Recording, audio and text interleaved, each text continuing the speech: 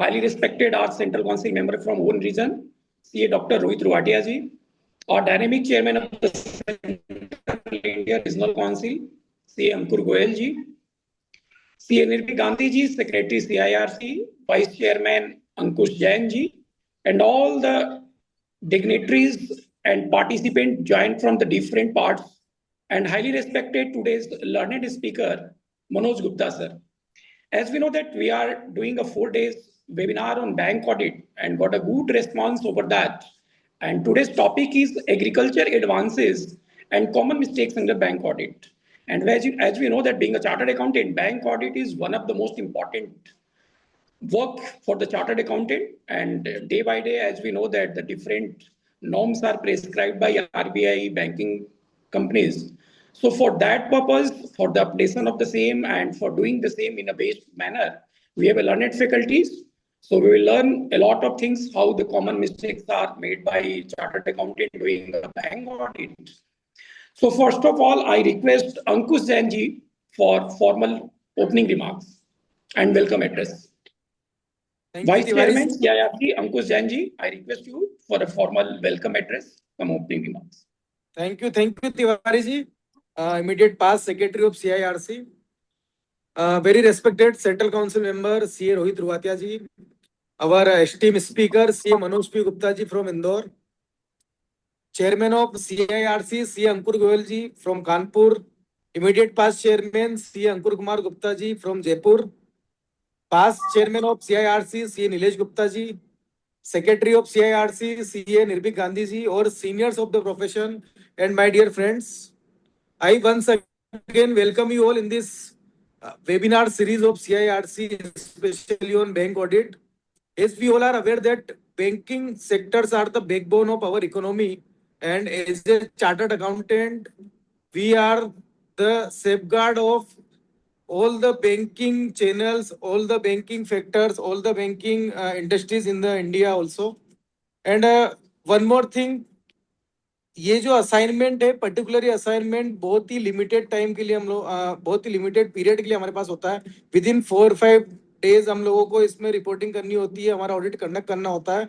सो इस particular assignment को कैसे हम इफेक्टिवली और एफिशिएंटली प्लान करें, कैसे हम सभी आरबीआई के जो न्यू सर्कुलर से जो भी नए डायरेक्शन उनको हम फॉलो करें. आईसीआई का जो हमारा मैनुअल है बैंक ऑडिट के ऊपर, जो गाइडेंस नोट है उसको हम रेफर करते हुए सभी नियमों का कैसा पालन करते हुए इस ऑडिट को हम कंडक्ट करें. और स्पेशली जो है इसमें मुझे लगता है सबसे मेन है वो है एग्रीकल्चर एडवांसेस, जिसके ऊपर आज का हमारा टॉपिक है. वो लर्नेड स्पीकर हमें उस पर बताएंगे और क्या क्या कॉमन मिस्टेक्स होती है बैंक ऑडिट के दौरान, उसके ऊपर वो फोकस करेंगे. सो आई एम वेरी होपफुल कि आज का जो हमारा सेशन होगा ये बहुत ही हम सभी के लिए इम्पैक्टफुल होगा, और इस सेशन के बाद हम हमारे इस प्रोफेशनल वर्क को करने में और अधिक और ज्यादा इक्विप होंगे और इम्पैक्टफुली हम इस काम को कर पाएंगे. So I once again welcome all of you.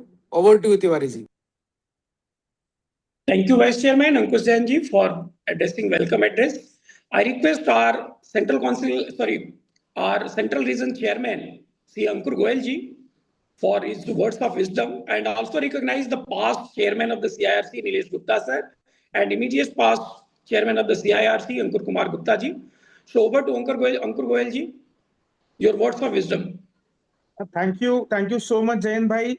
Very respected Central Council member CA Dr. Rohit Ruatia ji, past Chairman CIRC Ankur Kumar Gupta ji, past Chairman CIRC Nilesh Gupta ji, my younger brother Ankush, my younger brother Nirbhik, our very learned speaker Manoj Gupta sir. I welcome you all and other members present in this webinar. Thank you so much everyone for the love and affection which you have shown on this webinar series. As I can see that the members who are attending these webinars are in large number, this gives a lot of encouragement to us that yes, this program is really liked by our members, and definitely we'll try our level best to have certainly a large number of webinars covering different topics, different areas of practice, and different scenarios in practice. We'll be communicating you all with all these details very soon. Thank you so much. Thank you so much again. Over to Jayant Tiwari, sir. Thank you, Chairman, sir, for your words of wisdom. And I humbly request our Central Council member from our own region, our dynamic Central Council member, CA Dr. Rohit Ruwatia, sir, for his opening remarks. Over to you, sir. Thank you, Tiwari ji, the respected past secretary of the region, the chairman of the region, Ankur Goyal ji, past chairman Ankur Gupta ji, secretary of the region, vice chairman Ankush Jain ji, and I can see my close friend Nilesh Gupta ji, the past chairman of the region, and Manoj P. Gupta ji, the very renowned and honorable speaker of today's session. I would like to compliment the team of the CIRC and Ankur Gupta ji, the immediate past chairman of the region from my own city. And I would like to congratulate and compliment the whole region for collectively doing such initiative and making our members aware on various practices which need to be followed and which need to be taken care while conducting the bank audit. And I'm sure today's speaker, you have a very good selection of speaker. Manoj ji is a very renowned personality and faculty on bank audit. So he'll certainly share the various insights which we all need to take care while performing the bank audit during this particular season. My simple and humble submission to each one of you, all the members present over here who are hearing out and who want to understand and who want to learn and who want to improve, because it's nothing new. We all are doing bank audit since last many years, so many years. But still, each time whenever we get something new to learn, it gives us more hand-holding and more awareness how to conduct the bank audit. My sincere request to each one of you that now audit is no more simply audit, but it has become a serious business for all of us. And even the stakeholders are watching each one of us, all the firms. We all need to take care all protocols which need to be followed during the conduct of audit. And we should have a zero tolerance policy for any kind of compromise or any pressure which is being done and developed, because we hear out many times that the banks and other stakeholders are putting pressure in conducting the audit on time. I would request if a day or two is taken extra also, then also we need to take extra care, because this particular certification and especially the bank audit work which we are doing, there is a lot of responsibility on each one of us, and we should not have 0% deviation. So this is one humble submission from my side. Today we are here to discuss on agriculture norms and other things. And this particular series of 4 days which CIRC has organized is really commendable. So I would like to thank the whole team of CIRC for giving an opportunity to share my thoughts with each one of you present over here. I can assure you one thing, that we are always available, all the regional council members who are present over there and all the members of the council. So we are 18 regional council member, technically 12 regional council and 6 ex officio member by virtue of central council. We all are available 365 days for each one of you. If you people have any suggestion, any thoughts in your mind, always feel free to talk immediately and don't wait for your time to come. So once again, thank you very much for inviting me here and sharing my thoughts. Thank you very much. Jai Hind, Jai CI. Thank you so much, sir, for your valuable and insightful guidance pertaining to bank audit. And we are very much fortunate to have a leader like you. So I also thanks once again to you. And now time come to our here learned speaker, Manoj Gupta, sir. He is one of the most renowned faculty in India, and we are very much fortunate. And thank you very much from the core of heart, from the whole of the team CIRC, sir, that you have spared a valuable time to discuss today's topics, agricultural advances norms, and as well as the common mistakes made by auditor in a bank audit. So without wasting the time, I just request my humble request to the learned speaker, CA Manoj Gupta, sir, to deliver his lecture. Over to Manoj, sir. Thank you, Tiwari ji. Shri Ankur Goyal ji, Chairman CIRC. My wonderful friend Nirbhik Gandhi, accompanied right now by Nilesh Gupta ji, who is younger brother to me, and also he is also past Chairman CIRC. Shri Ankur Gupta Sahab, past Chairman CIRC. My another younger brother Ankush Jain ji. Thank you very much, all of you, for having me here on this webinar. I would be sharing my experiences and my understanding on the topic. And you all are requested to please feel free to raise as many queries as you can. And I, along with my other friends in this webinar, will try to answer them. So today's topic is about audit of agricultural advances and common mistakes which are being knowingly, unknowingly done by our CA friends while conducting the statutory bank branch audits. This is the topic there. But I wish to start a little bit on little bit on a lighter note. Lighter note meaning thereby कि सबसे पहले हम ये समझे कि who wants a good qualitative bank branch audit. कौन चाहता है कि हमारे देश में जो बैंकों का ऑडिट है वो बहुत अच्छे तरह से हो. ये कौन चाहता है. बैंकिंग ट्रांजैक्शन जो हो रहे हैं या पब्लिक मनी जो इन प्लेस है उसका ऑडिट बहुत अच्छे तरह से हो, ये कौन चाहता है. Let's discuss one or the other stakeholders one by one, and this is all on a very lighter note, friends. This is not a serious kind of comment और मेरा कोई पर्सनल कोई कमेंट नहीं है, पर मैं आउट ऑफ माय एक्सपीरियंस मैं अपने आप से प्रश्न पूछता हूँ कि अच्छा बैंक ऑडिट किसे चाहिए.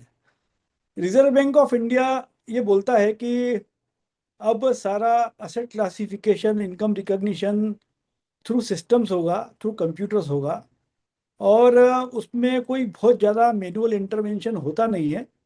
इसलिए ऑडिट की कितनी आवश्यकता है ये सोचने की बात है. तो ईयर बाय ईयर ब्रांचेस कम होती चली गई और ऑडिट की अपॉर्चुनिटीज कम होती चली गई.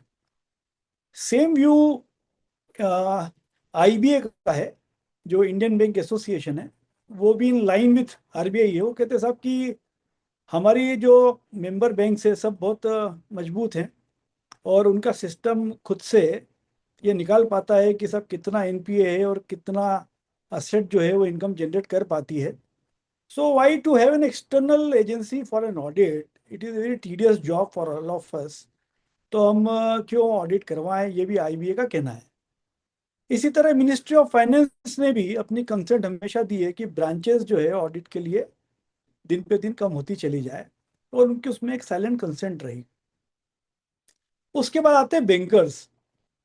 Bankers head office to the branch level, वो सबसे पहले पूछते हैं कि ऑडिट करने कौन आ रहा है, और उनकी निगाह में सबसे अच्छा ऑडिटर वही है कि जो बिना कुछ पूछे समझे ऑडिट की सारी प्रोसेस को कंप्लीट कर दे, जल्दी से सिग्नेचर करे, सुबह ऑडिट शुरू करे और ज़्यादा से ज़्यादा 1-2 रोज के भीतर उस ऑडिट को ख़त्म कर ले. तो उनकी निगाह में that is the best auditor. ये बड़ी आयरनी है लेकिन दिस इज़ द फैक्ट. जो भी हमारा भाई, हमारे फ्रेंड्स, हमारे प्रोफेशनल ब्रदर चाह के थोड़ी सी अपने आउट ऑफ एक्सपीरियंस थोड़ी मेहनत करके कुछ काम करते हैं, तो वो कहीं ना कहीं बैंकर को भी खलने लगते हैं कि यार ये इतना क्यों देख रहे हैं या समझ रहे हैं. तो उनको भी ऑडिट कैसा चाहिए मुझे समझ नहीं आता है कि from top to bottom in the bank itself उनको सबको ऐसा लगता है कि जितनी जल्दी ऑडिट खत्म हो, जितनी जल्दी ऑडिटर जाए उतना अच्छा है. तो लार्जर क्वेश्चन इज कि who needs a qualitative and good bank branch audit. तो उत्तर भी मेरे प्रश्न में ही है दोस्तों कि for the sake of our profession, for the sake of the goodwill, reputation and brand name of ICAI, come what may हमको वी नीड टू डिमॉन्स्ट्रेट कि we are capable of doing a very very good work, qualitative job, and that can only bring the goodwill and reputation to our brand ICAI and to our profession as well. Let's forget कि RBI क्या सोच रही है और IB क्या सोच रही है और बैंक्स क्या सोच रही है। और चाहे जितना मजबूत सिस्टम हो, by way of mechanization, by way of softwares, by way of computerization, by way of core banking and other modes, still there are gaps। क्योंकि हर बार इस बैंक ऑडिट सीजन में कई चार्टर्ड अकाउंटेंट फ्रेंड्स जब discuss करते हैं तो मालूम पड़ता है कि they are very seriously taking up this assignment. और काफ़ी अच्छा वो लोग इन पे आइडेंटिफिकेशन भी करते हैं और काफ़ी सारी डिस्क्रिपेंसीज भी निकालते हैं। So, my humble request to all of those who are attending this webinar is कि let's be very conscious, cautious कि हम बहुत अच्छा काम कर पाएं और एक अपनी छाप छोड़ पाएं। So with this friends, let's begin today's topic कि कैसे हम लोग एग्रीकल्चर एडवांसेस का ऑडिट करें और क्या कॉमन मिस्टेक्स है उनको हम अवॉइड कर सकते हैं। This is all a very friendly discussion और this is all out of my experience which I have learn from all of you people. और जो काम करते करते सीखा है वही मैं आपसे शेयर करना चाहता हूँ, along with the latest guidance note of ICAI जो 2026 का आया है और लेटेस्ट सर्कुलर्स और मास्टर डायरेक्शन जो आरबीआई के हैं उसके मद्देनजर रखते हुए आज का हम डिस्कशन शुरू करेंगे।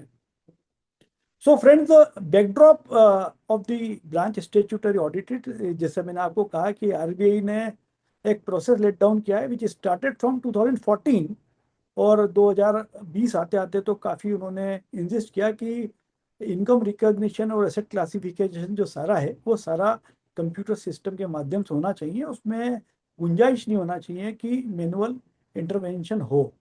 और हमने देखा भी है ग्रेजुअली कि सब बैंक्स के जो सिस्टम है, सॉफ्टवेयर जो है, सिस्टम इन प्रोसेस है, वो सारे बड़े रोबस्ट हो गए हैं। अब वो जब सिस्टम बहुत रोबस्ट हो गए हैं तो हमारे लिए एज ए चार्टर्ड अकाउंटेंट हमारे लिए एक चैलेंज होता है क्योंकि गैप्स कम हैं। अब सिस्टम से सारी चीज़ें प्लग्ड हो चुकी है तो गैप्स कम होती है, इसलिए ज़रूरी हो जाता है कि हम जब ऑडिट करने जाएं तो हम सिस्टम के बियॉन्ड जाएं, हम एक्चुअल देखें कि क्या हो रहा है, फाइलों में क्या है, एक्चुअल ट्रांजेक्शन क्या हुआ है, एक्चुअल सेंक्शन क्या है, खाते का व्यवहार क्या है, वो एक्चुअल ग्राउंड लेवल पे क्या है। then and then only we would be able to do something, otherwise तो असेट क्लासिफिकेशन सिस्टम स्वयं ही कर देता है। So there is an added responsibility या थोड़ा सा और हार्डवर्क करना होगा चार्टर्ड अकाउंटेंट्स हम सभी को, जिससे हम असेट क्लासिफिकेशन करेक्ट है या इनकरेक्ट है इसको अच्छी तरह से जांच पाए।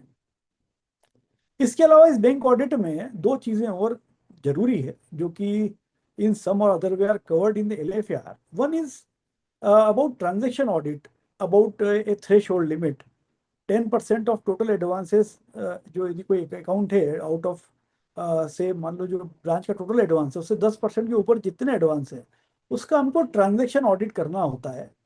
10% है और 10 करोड़ विच इज लेस, उसका हमको ट्रांजेक्शन ऑडिट करना होता है। तो we should be mindful, transaction audit मतलब क्या। ट्रांजेक्शन ऑडिट का मतलब ये होता है कि खाते के व्यवहार को हम बहुत नज़दीकी से देखें इन line with the sanction. Sanction क्या चीज़ का है, क्या हमने क्रेडिट फैसिलिटीज दी हैं और उसका टोटल जो उसके ट्रांजेक्शन्स हुए हैं वो किस प्रकार से हुए हैं, they are in line with this sanction और नॉट, और बैंक की जो पॉलिसी उसके अनुरूप है या नहीं है। This is one. Two is जो ट्रांजेक्शन ऑडिट के बियॉन्ड है, थ्रेश होल्ड के बियॉन्ड है, उसमें हमको ये देखना होता है कि सिस्टम प्रोसीजर इन प्लेस है या नहीं। मान लीजिए छोटे एडवांसेस है फॉर होम लोन है, व्हीकल लोन है या छोटे MSME के लोन है, तो उसमें जो प्रोसीजर लेट डाउन प्रोसीजर है उसको फॉलो बैंक ब्रांच कर रही है नहीं कर रही है, that is the additional kind of thing जो एसेट क्लासिफिकेशन के अलावा हमसे एक्सपेक्टेशन की जाती है। And another one which is very important which is expected from the practicing chartered accountants is about data integrity। Data integrity कैसी है, input कैसा हो रहा है, क्योंकि सिस्टम तो वो एनालाइज करके देगा जो इनपुट हुआ है। यदि इनपुट के लेवल पे ही यदि कोई मिस्टेक्स है तो nobody can dig out कि what is wrong using the systems only. So as a external agency, as chartered accountant, statutory branch auditors, we need to verify कि how pure is the data, how correct is the data, और उसकी data integrity कितनी अच्छी है, कितना बराबर है। तो we need to look into this aspects also. So this was the background of the statutory bank branch audit. और अब हम कोशिश करते हैं कि एग्रीकल्चर एडवांसेस के कुछ पहलुओं को समझने का प्रयास करें। एग्रीकल्चर एडवांसेस किस प्रकार से हमको वेरीफाई करने हैं, और इसके पहले कि हम एग्रीकल्चर एडवांसेस पे एक बात करें, मैं सारे चार्टर्ड अकाउंटेंट्स की तरफ से, हमारे सी इंस्टीट्यूट की तरफ से, I wish to place on record a big thank you to those bankers who have given their services in the rural areas. पहले जब हम लोग आज से 15 साल, 20 साल, 30 साल पहले जब रूरल ब्रांचेस का ऑडिट करने जाते थे तो देखते थे कि बैंकर बड़ी ऑड स्थिति में वहाँ काम करते थे। और पहले तो लाइट्स भी नहीं होती थी, कई बार पावर कट होता था, ब्रांच का इंफ्रास्ट्रक्चर भी इतना मजबूत नहीं हुआ करता था, but they use to work. और उन्होंने बैंकिंग को रूरल तक, रूरल या ग्राउंड लेवल जो जीरो लेवल है वहाँ तक पहुँचाया है, रूरल एरिया में पहुँचाया है। ऐसे कई बैंकर्स हैं जो बैंक्स के प्रोडक्ट, आरबीआई की पॉलिसीज, मिनिस्ट्री ऑफ फाइनेंस की पॉलिसीज, गवर्नमेंट की पॉलिसीज को लेके नीचे तक गए हैं और डिलीवरी उन्होंने की है। तो एक big thanks to them from all of us कि उन्होंने बड़ी ऑड स्थिति में काम किया। अब now before going to the how to go for the audit of agriculture advances, चार बेसिक कंसेप्ट हम पहले समझते हैं, चार डेफिनेशन समझते हैं जो हमको बाद के डिस्कशन को समझने में इससे आसानी हो जाएगी। One is called SLBC. SLBC का फुल फॉर्म है state level bankers committee. State level bankers committee हर स्टेट में बनी होती है। उसका ये रोल होता है कि वो जो क्रॉप की सीजनिंग है उसको तय करें, कौन सी क्रॉप शॉर्ट टर्म है, कौन सी क्रॉप लॉन्ग टर्म है, और एग्रीकल्चरल फाइनेंस का जो टोटल मैकेनिज्म है उसको ओवरव्यू करे, सुपरवाइज करे। और SLBC जो होती है उसकी रिकमेंडेशन को उस एरिया के सारे बैंकर्स मानते हैं। So the SLBC guidance, SLBC की जो गाइडलाइंस है, that becomes very important. Second concept which we need to know, which you all are aware of, but just for a discussion or just to, refresh the memory, another concept is crop season. तो crop season का मतलब ये होता है कि कोई भी crop जो समझ लीजिए बीज लगाने से लेकर हार्वेस्टिंग तक जो पीरियड होता है उसको हम क्रॉप सीजन बोलते हैं। क्रॉप सीजन भी जानना जरूरी है क्योंकि उसी के बेस पे आगे के NPA क्लासिफिकेशन की डिपेंडेंस होती है। The third concept is, after this is long duration crop. तो लॉन्ग ड्यूरेशन क्रॉप को इस तरह डिफाइन किया गया कि जिस भी क्रॉप के हार्वेस्टिंग तक 1 साल का समय, 1 साल से ऊपर का समय लगता है, उसको हम लॉन्ग ड्यूरेशन क्रॉप बोलते हैं। इसी के साथ शॉर्ट ड्यूरेशन क्रॉप किसको बोलते हैं? जो लॉन्ग ड्यूरेशन क्रॉप नहीं है वो शॉर्ट ड्यूरेशन क्रॉप कहलाती है। अब लॉन्ग ड्यूरेशन क्रॉप क्या होगी और शॉर्ट ड्यूरेशन क्रॉप क्या होगी, ये जो SLBC होती है, स्टेट लेवल बैंकर्स कमेटी, ये तय करती है कि साहब इस क्रॉप को हम लॉन्ग ड्यूरेशन क्रॉप बोलेंगे और इस वाली क्रॉप को हम शॉर्ट ड्यूरेशन क्रॉप बोलेंगे। और इसी के बेस पे NPA क्लासिफिकेशन की गाइडलाइंस है। आप सबको मालूम ही होगा कि शॉर्ट टर्म जो क्रॉप होती है उसके लिए 2 हार्वेस्टिंग सीजन तक यदि इंटरेस्ट इंस्टॉलमेंट नहीं आए तो दो क्रॉप सीजन तक तो वो NPA कहलाता है। इसी तरह लॉन्ग ड्यूरेशन क्रॉप में वो समय सीमा 1 क्रॉप सीजन की दी हुई है। तो ये बेसिक कंसेप्ट है, आगे बढ़ने से पहले हमको जानना जो जरूरी है। अब एक बड़ा कंफ्यूजन है कि what is agricultural credit. Agriculture credit हम किसको बोलेंगे? अब ये इस कॉन्टेक्स्ट में जानना जरूरी है कि रिसेंटली अभी I came across a banker friend, और उससे मुझे बताया कि साहब कि हमारे यहाँ एक नई स्कीम आई है कि जिसमें हम नमकीन उद्योग जो है, सेव बनाने वाला नमकीन उद्योग को भी हमने एग्रीकल्चर में क्लासीफाई करना शुरू किया है। And we could offer a best rate यदि आपके पास कोई क्लाइंट हो जो इस तरह की एक्टिविटी में इंडल्ज करता हो। तो मैंने उनसे पूछा कि साहब ये एग्रीकल्चर में कैसे क्लासीफाई कर रहे हैं आप इसको, क्योंकि ये तो नमकीन बनाने का उद्योग है। तो उनका कहना था कि ये फूड प्रोसेसिंग में आता है, जब फूड प्रोसेसिंग में आता है तो ये एग्रीकल्चर में आ जाता है। तो इस तरह की भी कई सारी चीज़ें इसमें समावेश हो गई है। इसलिए जानना जरूरी है कि एग्रीकल्चर क्रेडिट क्या है और एग्रीकल्चर क्रेडिट के मान से NPA की गाइडलाइंस क्या है। तो हम सबसे पहले समझते हैं कि व्हाट इज एग्रीकल्चर क्रेडिट। सामान्यतः हम समझे सामान्य जो हमारा समझ है उसके हिसाब से यदि हम निर्णय करें तो बहुत जल्दी हमको सारी बात इसमें समझ में आ जाएगी। एग्रीकल्चरल क्रेडिट हम बोलेंगे जब हम क्रॉप के लिए या फसल उगाने के लिए किसी किसान को लोन दे रहे हैं, या फिर हम किसान को लोन दें, कोई एग्रीकल्चर इक्विपमेंट खरीदना है, कोई मशीन खरीदना है, ट्रैक्टर खरीदना है, उसको भी हम एग्रीकल्चर एडवांस बोलेंगे। इसी तरह से बीज लगाने से पहले मिट्टी परीक्षण से पहले में मिट्टी परीक्षण या समझ लीजिए हार्वेस्टिंग और उसका ट्रांसपोर्टेशन तक की एक्सरसाइज, मतलब प्री एंड पोस्ट हार्वेस्ट, उसको फंड करने के लिए यदि कोई हम लोन दोगे तो वो भी एग्रीकल्चर क्रेडिट में ही काउंट होगा। कुछ एरिया में देखने में आता है कि कुछ फार्मर्स ने लोन ब्याज पे सूद पे से ले रखा है, प्राइवेट पार्टी से ले रखा है और दे आर इन डिस्ट्रेस। तो ऐसे डिस्ट्रेस्ड फार्मर्स की जो लोन दिया जाता है वो भी एग्रीकल्चर क्रेडिट में कवर होता है। तो that is the fourth kind. Fifth kind is किसान क्रेडिट कार्ड, जो आप सब जानते ही हैं। किसान क्रेडिट कार्ड के माध्यम से जो लोन दिया जाता है वो भी एग्रीकल्चर क्रेडिट में आएगा। लैंड स्मॉल और मार्जिनल फार्मर जो होते हैं, छोटे जो किसान होते हैं, उनको कृषि भूमि खरीदने के लिए यदि लोन दिया जाए तो वो भी एग्रीकल्चर क्रेडिट में क्वालिफाई होगा। तो स्मॉल एंड मार्जिनल फार्मर्स और big farmers, small and marginal farmers को ही बैंक एग्रीकल्चर क्रेडिट की स्कीम के तहत जमीन खरीदने की लोन दे सकती है। और किसान यदि बड़ा है तो उसको फिर जमीन खरीदने के लिए, कृषि भूमि खरीदने के लिए लोन दिया दी जाता है। पहली बात तो दे नहीं सकते, दिया जाता तो एग्रीकल्चर क्रेडिट में क्वालिफाई नहीं होगा। तो स्मॉल एंड मार्जिनल फार्मर्स को की डेफिनेशन दी हुई है। 1 हेक्टेयर तक के जो जिनके पास होल्डिंग है उनको स्मॉल एंड मार्जिनल फार्मर बोलते हैं। उनको यदि कृषि भूमि खरीदने के लिए ऋण दिया जाए तो एग्रीकल्चर क्रेडिट में वो भी क्वालिफाई होगा। इसी तरह से किसान ने अपनी उपज उगा ली, अब वो उसको हाइपोथिकेट करना चाहता है, उसको वेयर हाउस में समझ लीजिए कुछ समय के लिए स्टोर करना चाहता है अच्छे दामों के लिए, उसको भी जो फाइनेंस किया जाएगा वो एग्रीकल्चर क्रेडिट में फॉल करेगा। इसमें शर्त ये है कि ये जो एग्रीकल्चर प्रोड्यूस को स्टोर करने के लिए लोन दिया गया है ये 12 महीने से अधिक नहीं दे सकते, और एक किसान को इसकी अधिकतम सीमा जो है वो 90 लाख रुपए की है उन रसीदों के लिए जो नेगोशिएबल होती है। वेयर हाउसिंग की रिसीट भी नेगोशिएबल होती है।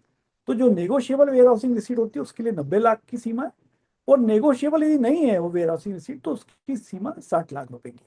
तो इसको भी हम एग्रीकल्चर क्रेडिट में ही बोलेंगे। इसके बाद ग्रेजुअली एड ऑन 2-3 चीजें और हुई है।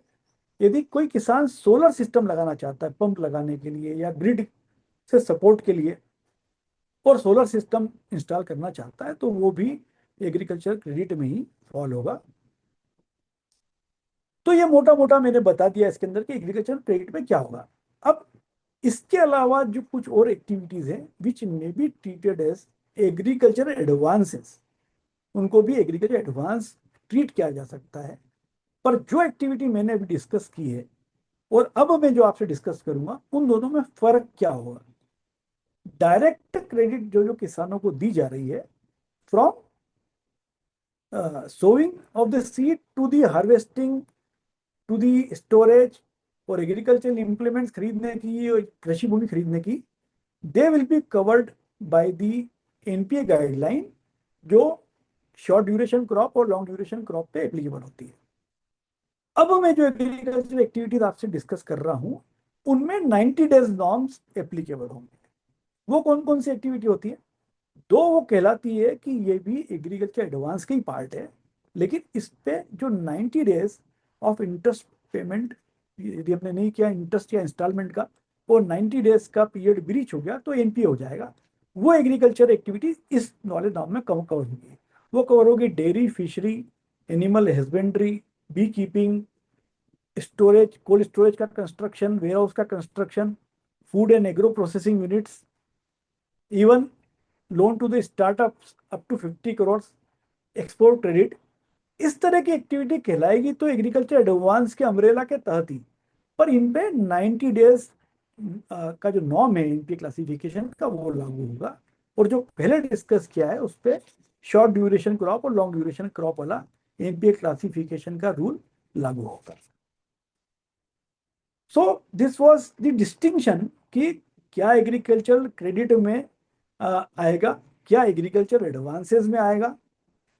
और जब हम ऑडिट करने जाते हैं ब्रांचेस का, तो फर्ज करिए कि किसान को बैंक ने एक 4 व्हीलर के लिए लोन दिया दिया किसान को है, तो उस पे 90 डेज नॉर्म्स का एसेट क्लासिफिकेशन रूल लागू होगा, या शॉर्ट ड्यूरेशन क्रॉप या लॉन्ग ड्यूरेशन क्रॉप वाला लागू होगा, मतलब हार्वेस्टिंग सीजन वाला।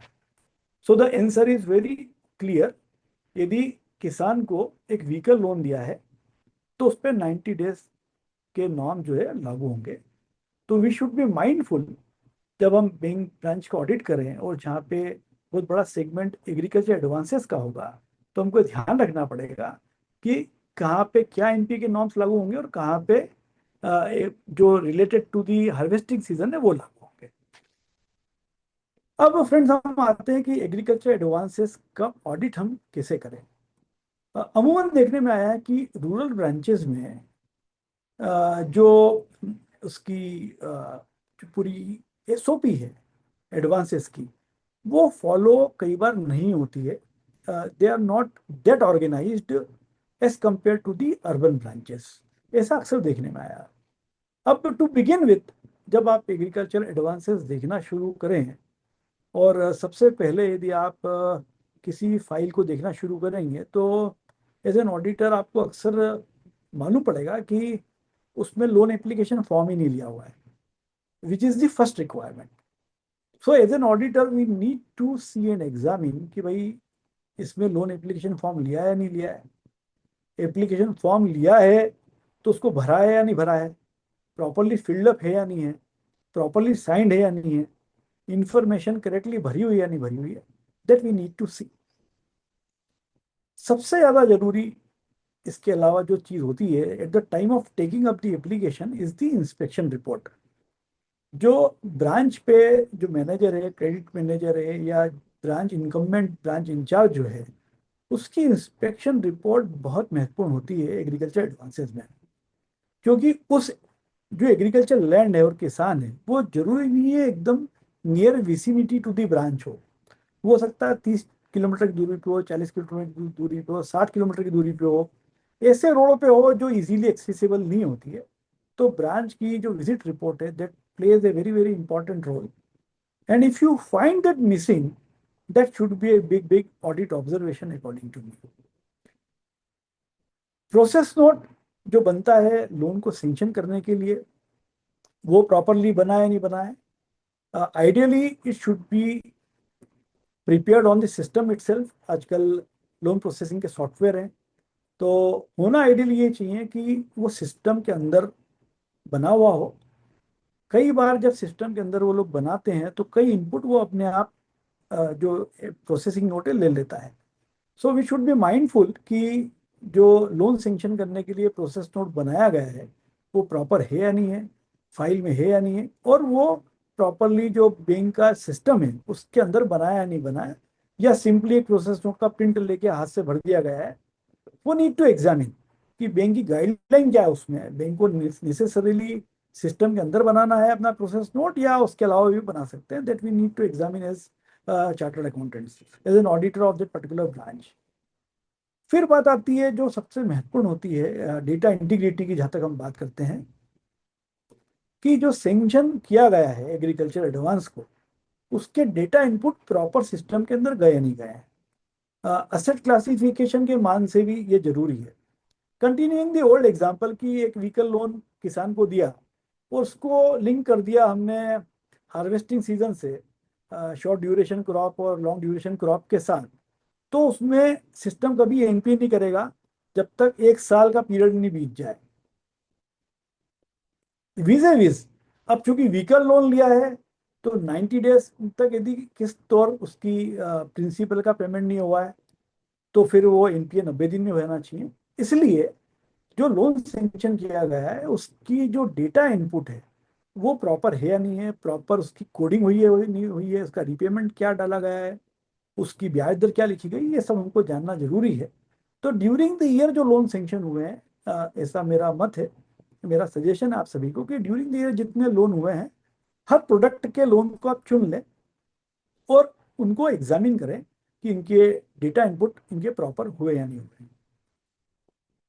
अब बात आती है कि एग्रीकल्चर एडवांसेस में किसान को जो हम लोन सेंक्शन करते हैं, समझ लीजिए कि डायरेक्ट एग्रीकल्चर के लिए हम जो लोन देते हैं, समझ लीजिए कि फसल उगाने के लिए, तो उसकी इलिजिबिलिटी कैसे निकालें, उसको कैसे वर्कआउट करते हैं। तो उसके लिए हर बैंक का एक अपना गाइडलाइन है, अपना एक सिस्टम है, which is based on the जो लैंड अंडर हार्वेस्टिंग है, जो लैंड अंडर एग्रीकल्चर है जिस पे कृषि हो रही है, वो प्लस क्रॉप क्या वो पैदा करना चाहता है। समझ लीजिए कि वो सोयाबीन और गेहूं उगाना चाहता है, तो उस हिसाब से उसका मैकेनिज्म होगा, considering the holding of the land, कितनी बड़ी जमीन है और क्या वो कृषि पैदा करने वाला है।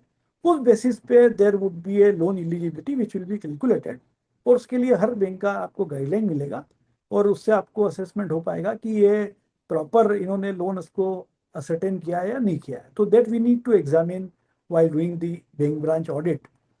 सिमिलरली मोटे तौर पे 3 लाख तक के लोन बिना सिक्योरिटी के एग्रीकल्चर में दे दिए जाते हैं एज पर द गाइडलाइन। लेकिन 3 लाख के ऊपर बैंक्स इंजिस्ट करती है सिक्योरिटी, कि उस पर सिक्योरिटी हमको मिले। तो वी नीड टू एग्जामिन कि सिक्योरिटी एस्पेक्ट्स क्या हैं बैंक के, और जहाँ पे हमको सिक्योरिटी लेना आवश्यक है वहाँ पे लोन सेंक्शन करते वक्त सिक्योरिटी ली या नहीं ली। इसके अलावा जो मेजर चैलेंज आता है एज एन ऑडिटर, वो ये होता है कि किसान को कोई बंधन नहीं है कि वो एक से ज्यादा जगह से लोन नहीं ले सके। अपनी जमीन तो वो एक जगह गिरवी रख सकता है, केवल एक ही जगह रख सकता है legally. There is no second thought on that, there is no second opinion on this. But ऐसा हो सकता है कि जमीन कहीं बंधक हो और फसल उगाने के लिए कहीं और से लोन ले ले, या एग्रीकल्चर इम्प्लीमेंट के लिए कहीं और से लोन ले ले, या ट्रैक्टर के लिए कहीं और से लोन ले ले। देयर इज नो बाइंडिंग कि वो एक ही जगह से हो। तो in such cases we need to ascertain कि इसकी पर्टिकुलर किसान की जमीन का मॉर्गेज है, प्रॉपर्टी का मॉर्गेज है, और यदि वो हमारे पास मॉर्गेज नहीं है तो उस बैंक की कुछ एनओसी हमको मिल जाए। स्पेशली इन द केसेस यदि हमने क्रॉप लोन दिया है, तो क्रॉप लोन पे चूंकि फर्स्ट चार्ज हमारा होगा, हमने लोन दिया है तो हमारी हमारी ब्रांच ने लोन दिया है तो। पर ऐसा नहीं हो कि जो अर्लियर बैंकर है उसका जहाँ पे जमीन मॉर्गेज है वहाँ पे भी उसने हाइपोथिकेशन एग्रीमेंट कर रखा हो, और उसकी जो कृषि जो कर रहा है वो under the hypothecation of the earlier bank हो। So we need to be very very careful कि यदि हमारे पास जमीन मॉर्गेज नहीं है और हमारे पास से लोन ले रहा है, तो there should be NOC from the previous bankers. Similarly एक बहुत बड़ा मिथ है एग्रीकल्चर एडवांसेस में कि साहब किसान आया और हमको सारा का सारा लोन तुरंत दे देने का है। Starting from the example of KCC किसान क्रेडिट कार्ड, सब 3 लाख का किसान क्रेडिट कार्ड बनाया और 3 लाख आज ही डिसबर्स कर देना पूरे के पूरे। अब वो भले हो सकता है कि किसान अपने घर में होने वाली शादी में यूज कर ले, या मकान बना ले, या कुछ और काम कर ले। But the guideline which is in place is कि कृषि के केस में भी जो इंटेंडेड पर्पज है उसके लिए लोन स्टेज वाइज दिया जाए। यदि आप क्रॉप के लिए दे रहे हैं तो उसमें भी स्टेज वाइज दिया जाए। किसान क्रेडिट कार्ड है तो भी कोई ना कोई स्टेजेस, एक जस्टिफिकेशन होना चाहिए कि भाई हम क्यों डिसबर्स कर रहे हैं, कितना कितना डिसबर्स कर रहे हैं।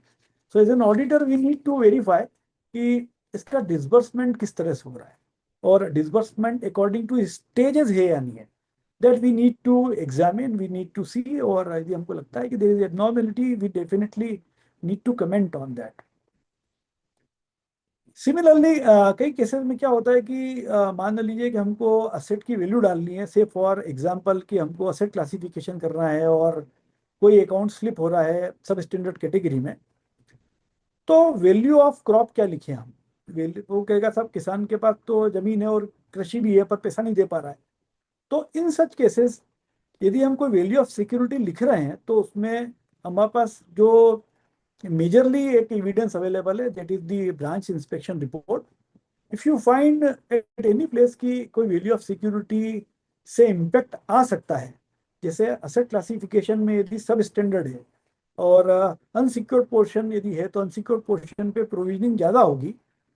अब मान लीजिए कि किसान की जमीन तो है और उस पर कोई कृषि उपज ही नहीं है, तो वो फिर वैल्यू जीरो हो जाएगी प्राइमरी सिक्योरिटी की। So in such cases we need to be very conscious, very alert कि साहब आप जो वैल्यू इसके अंदर लिख रहे हो, वैल्यू ऑफ प्राइमरी सिक्योरिटी, उसका बेसिस क्या है।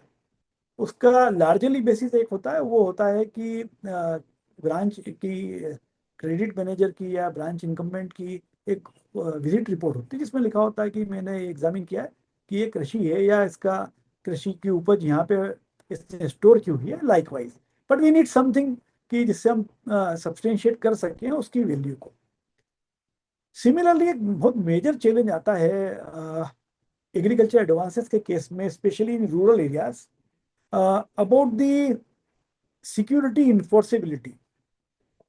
होता क्या है, यदि आप किसी भी रूरल ब्रांच को विजिट करें और सैंपलिंग करेंगे तो आपको ये मालूम पड़ेगा कि सब अमुक किसान के पास एक जमीन थी।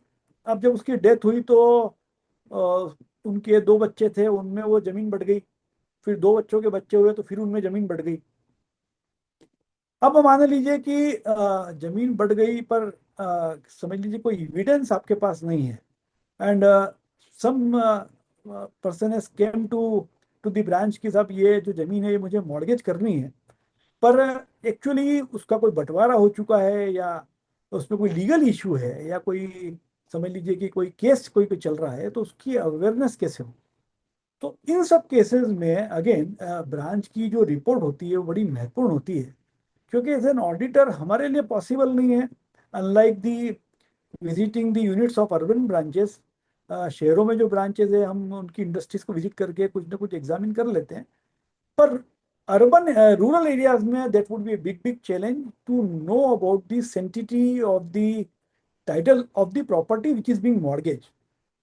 तो बड़ी महत्वपूर्ण होती है उसमें, उसका ड्यू डिलिजेंस प्रॉपर है या नहीं है, अगल बगल के किसानों से कुछ उसमें समझा है नहीं समझा है, प्रोसेस नोट में उसके बारे में क्या लिखा गया है, तो वो सब जानना भी बहुत जरूरी हो जाता है कि ये टाइटल इसका इन्फोर्सेबल होगा या नहीं होगा।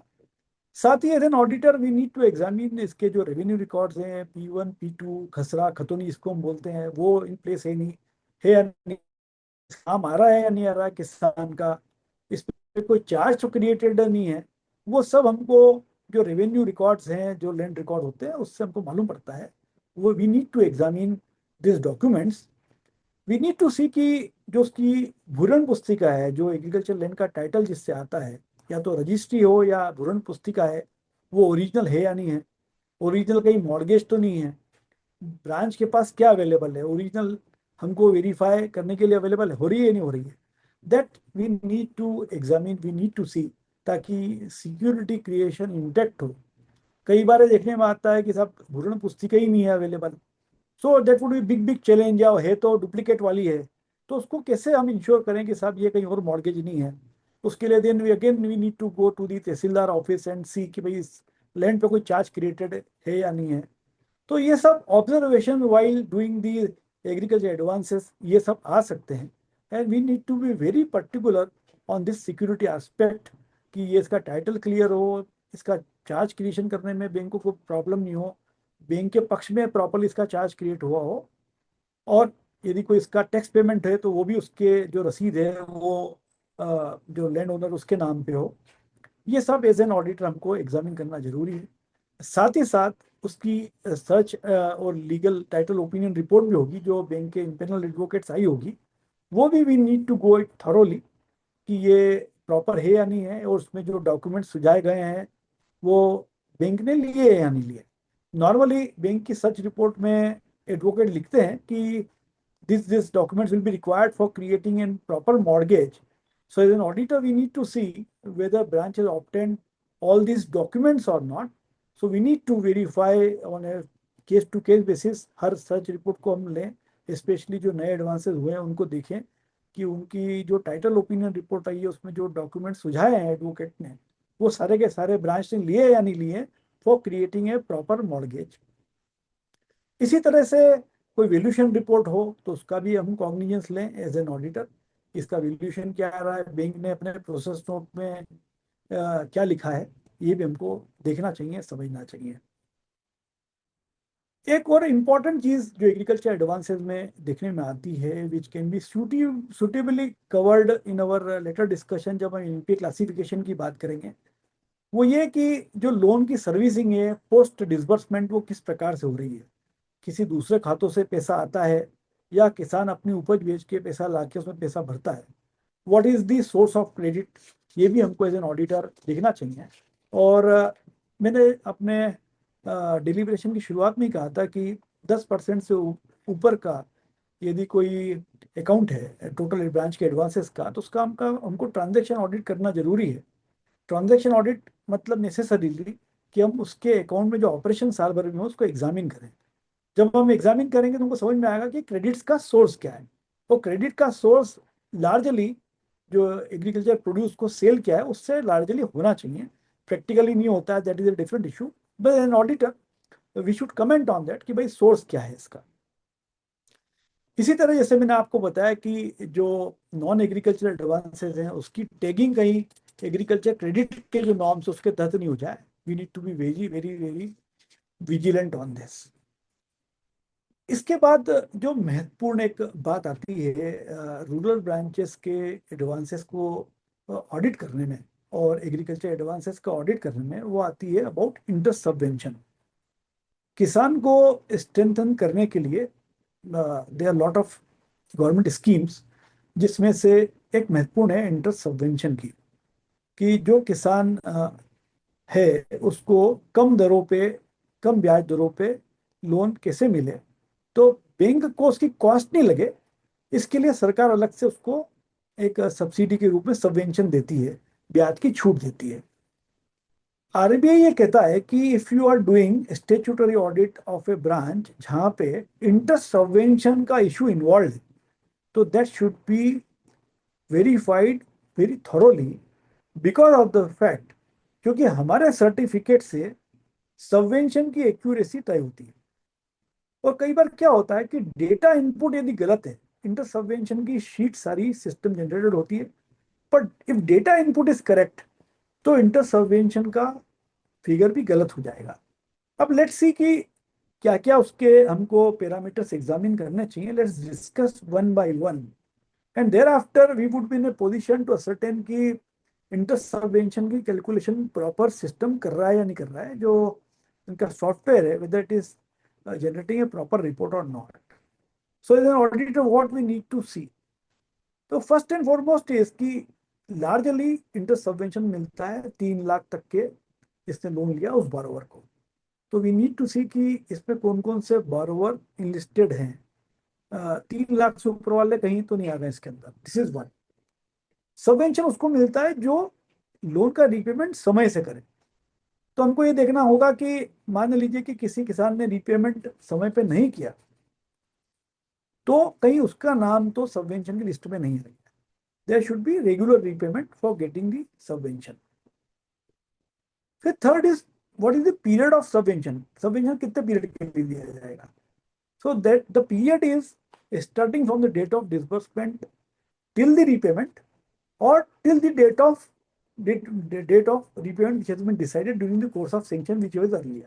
So largely disbursement से लेके repayment तक का period को ही हम में इसका इंटरेस्ट सबवेंशन कैलकुलेट होगा। तो सैंपलिंग करके हमको देख लेना चाहिए कि ये इंटरेस्ट का कैलकुलेशन किस प्रकार से हो रहा है, इसी पीरियड के लिए हो रहा है या नहीं हो रहा है। और मैक्सिमम पीरियड इसमें 1 साल होता है सबवेंशन के लिए।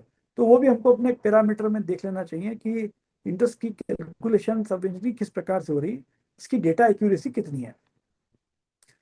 सिमिलरली जिन जिन को इंटरेस्ट सबवेंशन की पात्रता है, जिन जिन किसानों को इंटरेस्ट सबवेंशन दिया जा रहा है, उनके उसकी आधार सीडिंग जरूरी है, उसके आधार डिटेल डालना बहुत जरूरी है इंटरेस्ट सबवेंशन को देने के लिए। इंटरेस्ट सबवेंशन देने के पहले बैंक को क्रेडिट करना होगा उस खाते को, and then on that basis they can claim the reimbursement. तो subvention will come to the bank in the form of a reimbursement. So they need to give first subvention amount, they need to credit to the borrower's account, and thereafter they can claim the reimbursement. This is another requirement.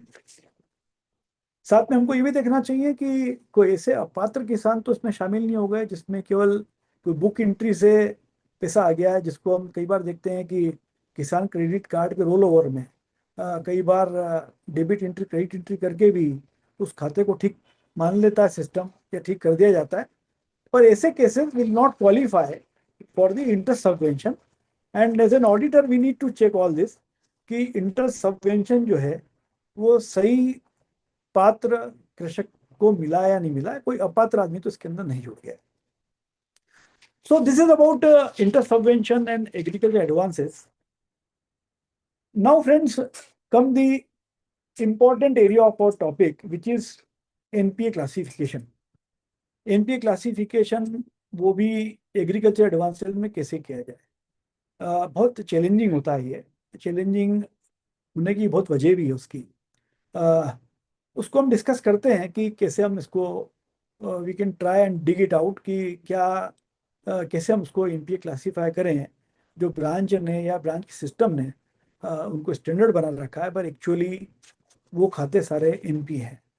So there are few points जिसमें हमको necessarily उस खाते को examine करना पड़ेगा, उस खाते के जो सेंक्शन टर्म्स है उसको बहुत बारीकी से समझना पड़ेगा और को रिलेट करना पड़ेगा बहुत सारे पैरामीटर्स को। So let's do it one by one. तो the first and foremost is branch जाते ही यदि वो ब्रांच कॉन्करेंट ऑडिट में यदि कवर्ड है, कॉन्करेंट ऑडिट के स्कोप में यदि है, तो सबसे पहला क्लू हमको कॉन्करेंट ऑडिट की रिपोर्ट से मिल सकता है, सब्जेक्ट टू हमारे प्रोफेशनल ब्रदर ने कॉन्करेंट ऑडिट ईमानदारी से किया। आई एम सॉरी टू से दिस, क्योंकि कई बार देखने में आता है कि कॉन्करेंट ऑडिट रिपोर्ट भी हमारे प्रोफेशनल ब्रदर्स 2-3 साल एंगेज रहते हैं एक ब्रांच में, पर कई बार ये देखने में आता है, majority of time it is good, पर कई बार देखने में आता है कि concurrent audit report is very loosely prepared, वो प्रॉपरली अटेंड नहीं होती है, उसके सारे पॉइंट्स का कवरेज नहीं होता है, तो it doesn't help. But if you are fortunate enough और ब्रांच एक अच्छे हमारे साथी के पास में है एज एन कॉन्करेंट ऑडिटर, तो दैट विल सर्टेनली हेल्प और that can give us a clue कि कौन कौन से खाते रेगुलर हैं, कौन कौन से खाते में डेलिक्वेंसी है, कौन कौन से खाते सब स्टैंडर्ड हो सकते हैं, कौन कौन से खाते ओवरड्रॉन है, किस किस में कैश ट्रांजेक्शन बहुत होता है, किस में एकदम स्ट्रेस जब हो जाता है 88-89 डेज का ओडी हो जाता है तब पैसा आता है। तो सारे ऐसे इनपुट हमको कॉन्करेंट ऑडिट रिपोर्ट से मिल सकते हैं, provided concurrent audit report is a quality report. सो वहाँ से हमको क्लू मिल सकता है जो सिस्टम से हमको नहीं मिलेगा। दूसरी चीज़ जो हमारे कई साथी कई बार मिस करते हैं वो ये कि they do not screen the accounts. मेरा आप सबको सजेशन क्या है कि जब भी आप ऑडिट करें, whether it is a rural branch और एन अर्बन ब्रांच व्हाटसएवर, पर आप टॉप 20 अकाउंट्स, टॉप 30 अकाउंट उसको स्क्रीन जरूर करें। स्क्रीन मतलब कि साल भर का उसका ट्रांजेक्शन जो उसको एग्जामिन करें, कहाँ से क्रेडिट आ रहा है, कहाँ इसका डेबिट होता है, कहाँ पैसा जा रहा है, कहाँ से आता है, इंटरेस्ट की सर्विसिंग कैसी है, कितना स्ट्रेस्ड अकाउंट है ये, और इसकी रूटिंग किस प्रकार से हो रही है। यदि मान लीजिए कि बहुत ही अंत में आके इसका ब्याज की सर्विसिंग या किस्त आती है तो उसका सोर्स क्या है। तो screening of the account is very very important और मेरा आप सबको सजेशन है, अनुरोध है कि इसको मिस नहीं करें। यही आपको बहुत सारी चीज़ निकाल के देगा। और मैं आपको बता दूं कि यदि आप 30 खाते भी जो बड़े खाते हैं उसको एग्जामिन प्रॉपरली करते हैं, certainly you will get at least one or two new NPA accounts मिलेगा ही मिलेगा। This based out of my experience I am talking कि यदि हम बहुत नीचे से उसको देखना शुरू करते हैं तो जरूर उसमें कोई ना कोई ऐसा पैरामीटर होता है जो सिस्टम नहीं पकड़ पाता है, but as an auditor, out of our experience, out of our training, we can detect that. So we need to screen those accounts. Coding of account, which I have already told कि coding of account क्या है। Continuing the same example कि direct कृषि के लिए दिया गया loan ही short duration crop और लॉन्ग ड्यूरेशन क्रॉप के पैरामीटर्स को कवर करेगा। ऐसे खाते 1 साल बाद ही ओवरड्यू या एनपीए होते हैं। बाकी रेस्ट ऑफ द एडवांसेस पे 90 डेज का नॉम ही लगेगा। एग्रो प्रोसेसिंग कोई यूनिट है उसको कह दिया साहब तो एग्रीकल्चर एडवांसेस पे 1 साल का लगेगा, या किसी को बड़े किसान को कोई होम लोन दे दिया गया है which is not in the government scheme. Home loan की भी स्कीम है which can qualify into the harvesting cropping pattern के हिसाब से जो एसेट क्लासिफिकेशन उसमें फॉल कर सकता है।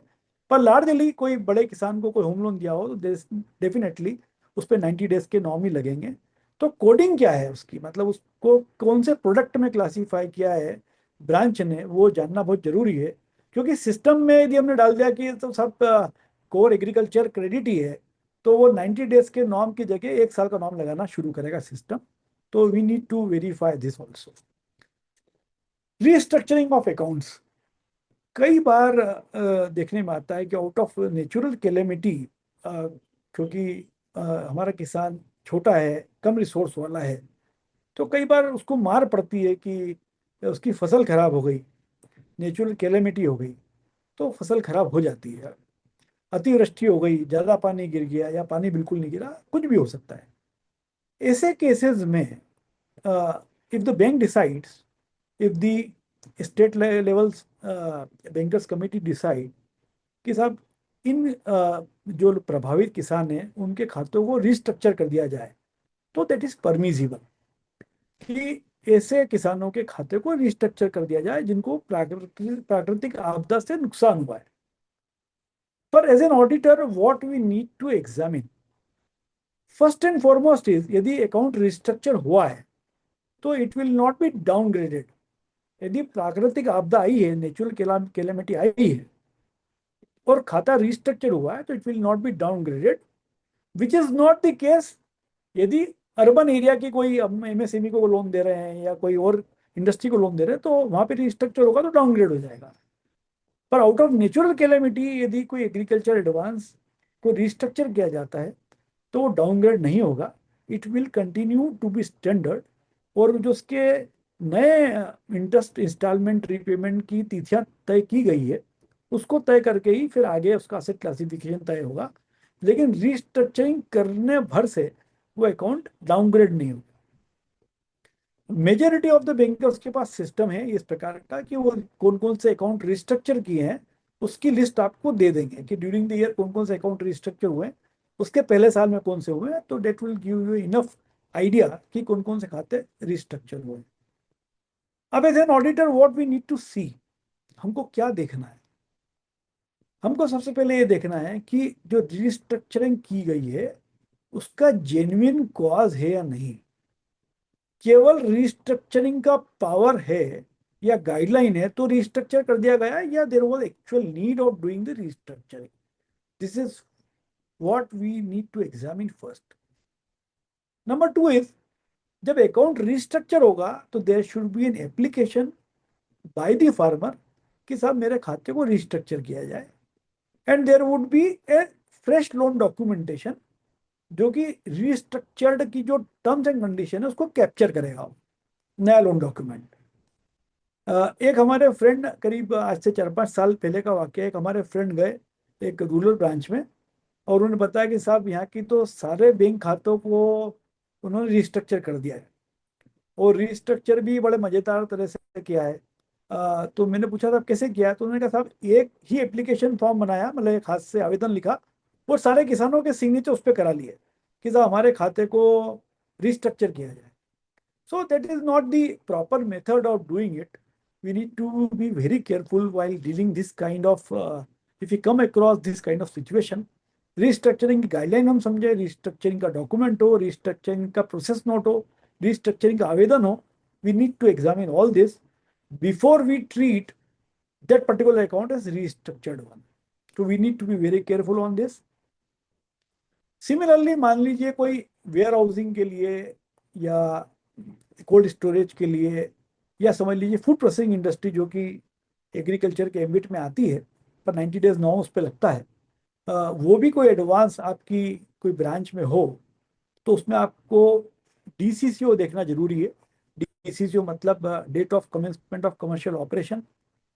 मान लीजिए कि उस यूनिट की या उस कोल्ड स्टोरेज की या उस वेयर हाउस की DCCO की डेट जो लिखी हुई अचीव नहीं हुई तो account can be classified as substandard on account of non achievement of DCCO। For example, एक कोल्ड स्टोरेज के लिए एक लोन दिया गया, समझ लीजिए 1 अप्रैल 2024 में, और ये कहा गया कि ये कोल्ड स्टोरेज 1 अप्रैल 2025 से कमेंस हो जाएगा, समझ लिया सितंबर 2025 से कमेंस हो जाएगा 1.5 साल के बाद, और वो कमेंस नहीं हुआ, DCCO की डेट मीट नहीं हुई, तो वो खाता NPA कहलाएगा।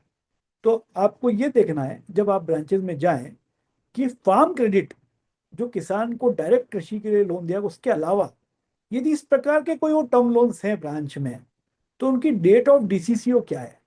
क्योंकि जरूरी नहीं कि डीसीसीओ को कैप्चर कंप्यूटर सिस्टम ने किया हो। हालांकि there is a RBI guideline in place which says कि if you are sanctioning a project और if you are giving a term loan where there would be production kind of activity, और जो उसकी activity commence जो commercial है वो बाद में होने वाली है, तो that date is required to be captured in the process note. But necessarily वो डीसीसीओ की डेट जरूरी नहीं है कि सिस्टम के अंदर भी प्रॉपर डली हो या डाली हो बैंक ने या सही डाली हो। तो we need to be careful in auditor कि फार्म क्रेडिट के अलावा यदि कोई लोन दिया गया है किसी प्रकार से, तो और उस पर डीसीसीओ की डेट यदि है, तो डीसीसीओ की डेट पे उसका कमर्शियल ऑपरेशन हुआ या नहीं हुआ। यदि कमर्शियल ऑपरेशन नहीं हुआ है तो अकाउंट में स्लिप टू सब स्टैंडर्ड कैटेगरी। पर इसमें एडिशनल एक बात यह है कि डीसीसीओ की date can be extended. Continuing same example कि 1 अप्रैल 2024 को एक लोन हुआ and date of DCCO was fixed सितंबर 2025, पर डीसीसीओ पे कमर्शियल एक्टिविटी कमेंस नहीं हो पाई, तो डीसीसीओ की डेट 1 साल बढ़ाई जा सकती है, keeping the account as standard.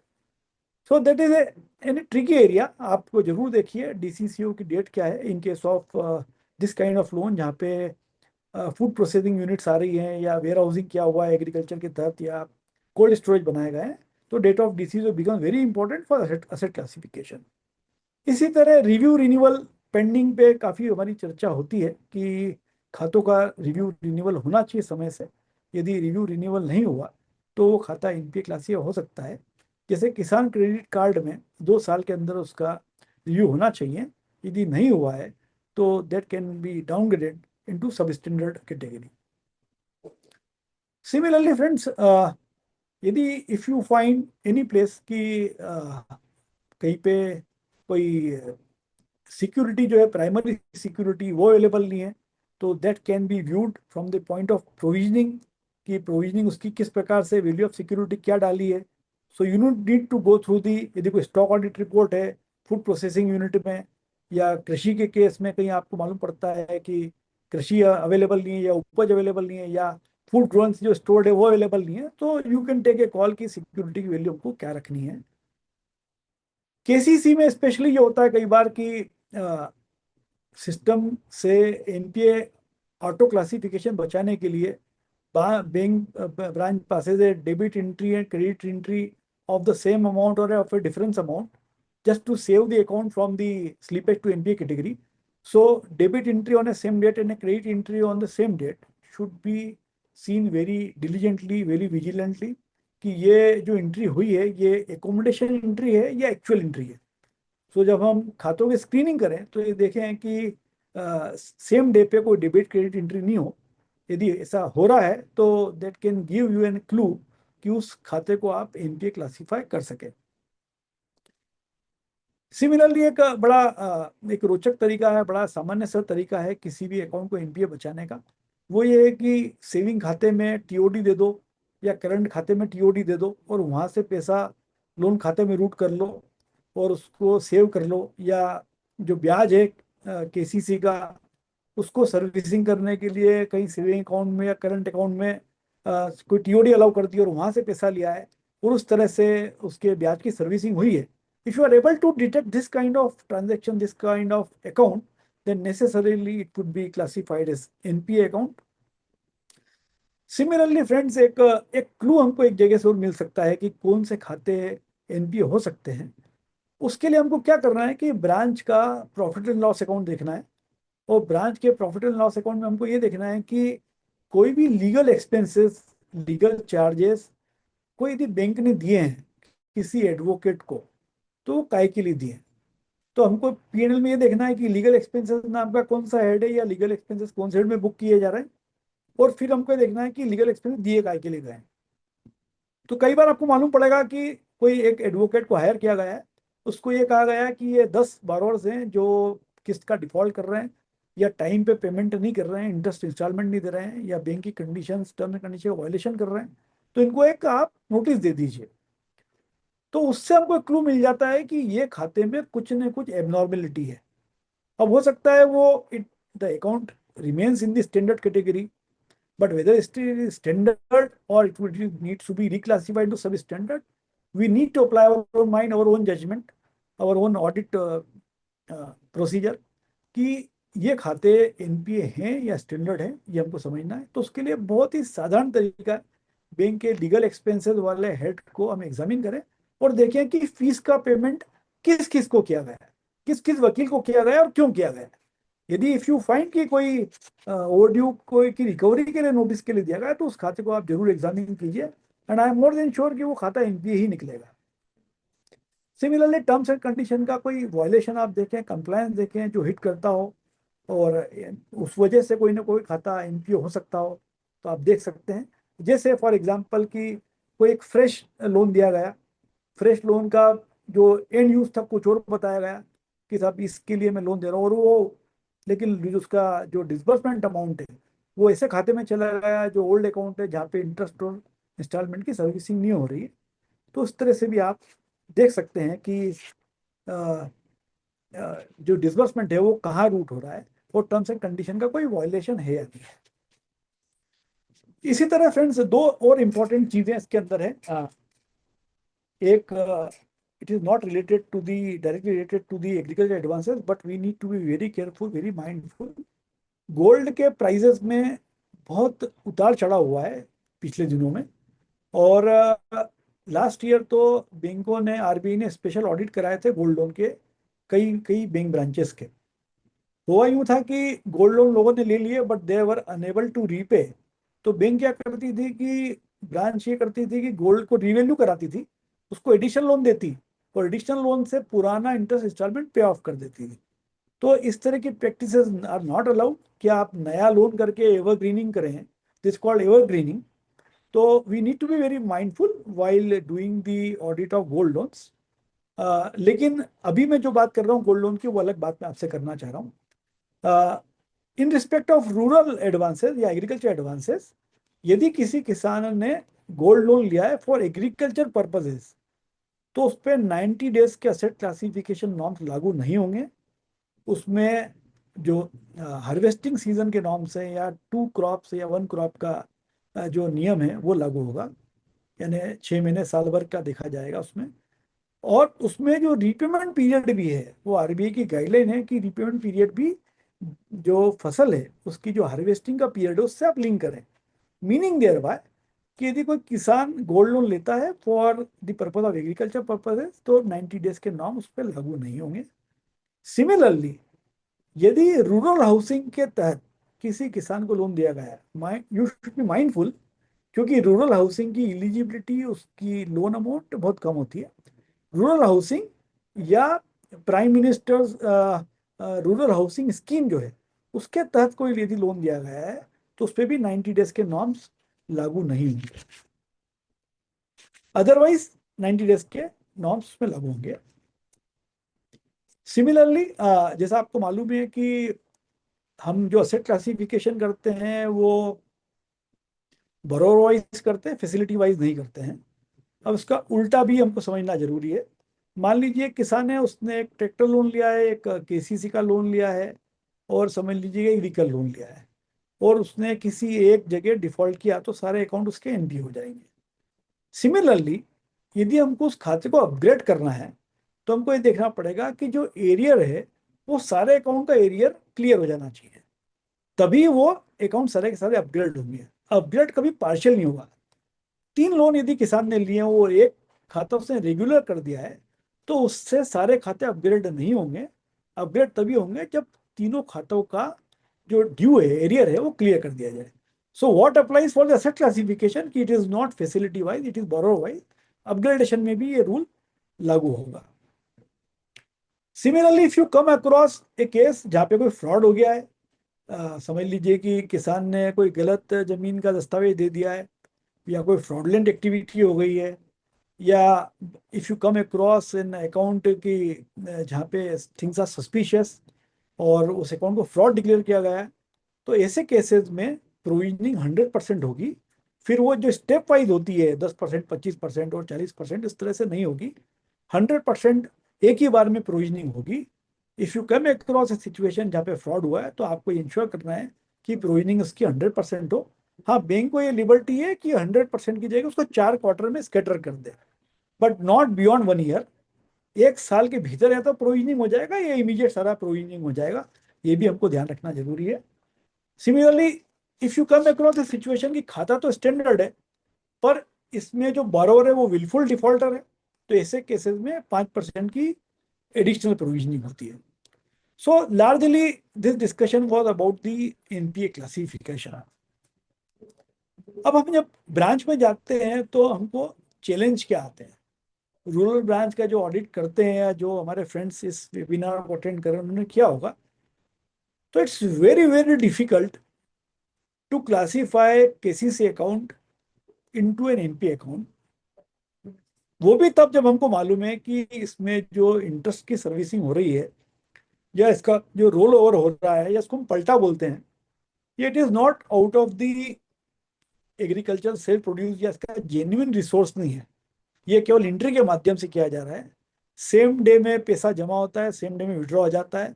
Actual branch में पैसा आता नहीं है, एक्चुअल ब्रांच से पैसा निकलता नहीं है, लेकिन वो 2 वाउचर के थ्रू वो पैसा रोटेट होके वापस से वो केसीसी जो स्टैंडर्ड में क्लासीफाई हो जाती है। आज से 3-4 साल पहले हमारे एक प्रोफेशनल ब्रदर ने काफ़ी मेहनत की इस पे, और उन्होंने देखा कि मास लेवल पे इस तरह का रोल ओवर हो रहा है और काफ़ी सारे जिसको हम पलटा बोलते हैं without bringing money into the account of the branch, वो खाता रोल ओवर हो रहे हैं सारे के सारे just by putting in A debit entry and a credit entry without actually bringing in the money. उन्होंने काफ़ी मेहनत की और करीब करीब 25-50 ऐसे account along with dividends along with the copy of the vouchers जिसपे नोट्स के डिनोमिनेशन नहीं थे, स्क्रॉल बुक में जहाँ पे इंट्रोल एंट्री नहीं थी कैश आने जाने की, बैंक में चूंकि कैश नहीं आया तो कैश बुक में एंट्री नहीं हुई उसकी, तो वो सारे एविडेंस उन्होंने जुटा है और जुटा के उन्होंने उन खातों को एनपीए क्लासीफाई किया अपनी रिपोर्ट के तहत। पर जब वो उनकी रिपोर्ट सेंट्रल ऑडिटर के पास पहुंची तो सेंट्रल ऑडिटर ने ये व्यू लिया इसके अंदर, which was surprising one also. I don't no कि उसका जजमेंट आप सभी को लेना है, क्या सही था क्या गलत था, but central auditor had decided कि ये खाते एनपीए में क्लासीफाई नहीं हो सकते हैं। What utmost you can do is you can qualify your independent auditor's report giving the a detailed para into that कि साहब इन खातों में हमने वी हैव फाउंड कि जो आपकी डेबिट और क्रेडिट एंट्रीज है ये this have been done without bringing in और withdrawing cash from the bank branch, तो ये you can qualify your report but you can not classify this accounts as NPA. Now this is the real example before you all friends. I don't know कितने इस बात से हम सहमत हैं, कितने लोग इससे असहमत हैं, बट जो प्रश्न मेरे दिमाग में वो ये कि if you are qualifying your report which is a larger opinion than just an asset classification, हम अपनी रिपोर्ट में कहें कि साहब इन खातों में there were no real transactions, the cash book जो है वो फर्ज की हुई है या जो एंट्री हुई है which are not real one, that is a very serious comment as compare to the asset classification. This is one. And two is आप रिपोर्ट में लिख रहे हो पर एसेट क्लासिफिकेशन में उनको स्टैंडर्ड रख रहे हो, तो आई डोंट नो कि किस प्रकार से ये चीज़ हुई है, लेकिन central auditor in his own wisdom had decided कि ये खाते स्टैंडर्ड ही रखे जाएंगे, ये खाते एनपीए नहीं हो सकते हैं। तो you can come across this kind of situation. So if you find this kind of account, तो based on my experience कम से कम इतना तो करें कि हमारी जो ऑडिटर रिपोर्ट है, हमारी जो इंडिपेंडेंट ऑडिटर्स रिपोर्ट, उसको जरूर क्वालिफाई करें और putting in all the details there कि क्या आपने फाइंडिंग की है और उसके सपोर्टिंग भी आप सारे लें। सो हो सकता है कि कहीं ना कहीं जाके हमारा इनपुट किसी न किसी स्टेक होल्डर के काम में आए। एंड जहाँ तक हमारी बात है, हम लोगों को एक संतोष होगा कि we have discharge our duty very diligently. So ये नॉर्मली हमको देखने में आता है। केसीसी अकाउंट में डिसबर्समेंट एक अलग चैलेंज है। नया केसीसी अकाउंट जिस दिन सेंक्शन हुआ उस दिन वो पूरा पैसा निकल जाता है। अब आरबीआई गाइडलाइन, सीए इंस्टीट्यूट का गाइडेंस नोट ये बोलता है कि केसीसी से जो विड्रॉल है आपका वो withdrawal along with the stages of work होना चाहिए, यानी आप कृषि कर रहे हैं तो कृषि के साथ साथ वो होना चाहिए, आप ग्रेजुअली वो खर्चा होना चाहिए और उसका एंड यूज प्रॉपर होना चाहिए। पर as an auditor it is difficult to verify, यदि वो पूरा का पूरा पैसा एक दिन में निकाल ले, कैश निकाल ले या किसी दूसरे खाते में ट्रांसफर कर दे, तो that gives A that becomes a challenge for an auditor कि इसको मैं कैसे I should decode this, I should comment on this. But you can come across this kind of situation and necessarily आप LFR में तो लिख ही सकते हैं, उस पर कमेंट कर ही सकते हैं। So largely friends, this is about the examination of agriculture advances, audit of agriculture advances. मैंने मोटा मोटा आपके सामने बात रखने की कोशिश की। इस बारे में आपके और कोई क्वेश्चंस हो तो I would be glad to answer them. Now the second topic मुझे जो दिया गया उस पर 10-15 मिनट हम चर्चा करते हैं, then we can have a question session और हम आपस में डिस्कशन स्टार्ट कर सकते हैं। मुझे दूसरा ऑर्गेनाइजर्स ने ये कहा है कि कॉमन मिस्टेक्स क्या होती है वाइल डूइंग दी स्टेचुटरी बैंक ब्रांच ऑडिट। तो उसके मैंने out of my experience what I have learned from all of you and while doing audit, मैंने जो समझा और सीखा है उस बेसिस पे I have prepare certain points कि कहाँ कहाँ एज एन ऑडिटर हमसे गलती हो रही है या वेयर आर वी। तो I can put up a few points before you all. The first thing is कि हम we go without any planning. This is a common mistake. हमारे पास कोई प्लान नहीं होता है कि हमको ऑडिट जाके करना किस तरह से है। जो भी बैंक हमको ऑडिट अलोकेट करती है, हमको एक क्लोजिंग सर्कुलर देती है, हम यदि उसको पढ़ लें बहुत सारी चीजें बैंक की जो इंटरनल प्रोसीजर है उनको समझ में आ जाएगी। RBI का जो एक मास्टर सर्कुलर है या मास्टर डायरेक्शन है उसको हम पढ़ लें, वो भी नहीं पढ़े तो जो CIRC जो वेबिनार ऑर्गेनाइज कर रही है उसको अटेंड कर लें तो थोड़ा फ्रेश अप हो जाएंगे, या इंस्टीट्यूट का गाइडेंस नोट रेफर कर लें।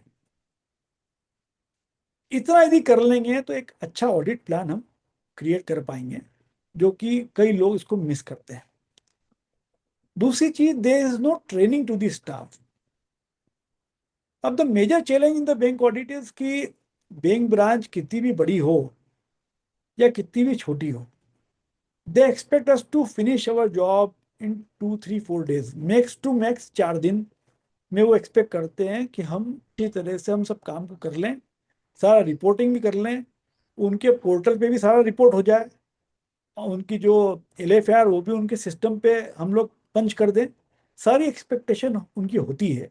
सो it is a race against the time. बहुत चैलेंजिंग होता है 3-4 दिन में समेटना। If we are looking at from a quality aspect तो 3-4 दिन बहुत कम होते हैं। उसके लिए what we need to do is, हमने असाइनमेंट खुद से एक्सेप्ट किया है तो हमको उस 4-5 दिन के भीतर, 3 दिन के भीतर अपने काम को समाप्त यदि करना, तो necessarily we need to train our staff. Staff की ट्रेनिंग के बिना यदि आप बैंक ऑडिट शुरू कर रहे हैं तो या तो आप क्वालिटी मिस कर जाएंगे या आप डेडलाइन मिस कर जाएंगे, दोनों में से कुछ एक चीज होगी। या तो आप वो जो कहेंगे वो मान के उसको एड्रेस कर देंगे, सर्टिफाई कर देंगे, या आप 3-4 दिन के भीतर नहीं कर पाएंगे if your staff is not equipped, not train. तो माई सजेशन वुड बी कि आप ऑडिट का प्लानिंग करें, उसका डिवीजन कर दें, काम का बंटवारा कर दें और काम के बंटवारे के हिसाब से स्टाफ को ट्रेन कर दें। अब वो फर्म्स या वो CA फर्म्स या वो चार्टर्ड अकाउंटेंट लकी होंगे जिनका स्टाफ कॉन्करेंट ऑडिट कर रहा है, तो दे आर इक्विप्ड, उनको सेंस है कि हमको क्या करना है जाके। But a big challenge will be for those firm जो स्वयं या उनका स्टाफ कोई कॉन्करेंट ऑडिट नहीं कर रहा है। क्योंकि कॉन्करेंट ऑडिट में क्या होता है कि ऑन द जॉब जैसी उसकी ट्रेनिंग हो जाती है।